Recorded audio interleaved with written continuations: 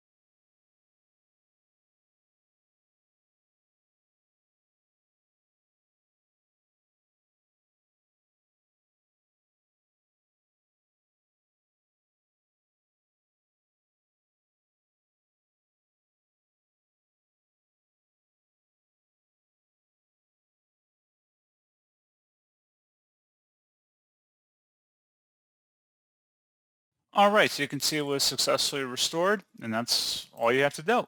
So pretty straightforward process, guys, and as always, thank you for watching. Do hope that was able to help you out, and I do look forward to catching you all in the next tutorial. Goodbye.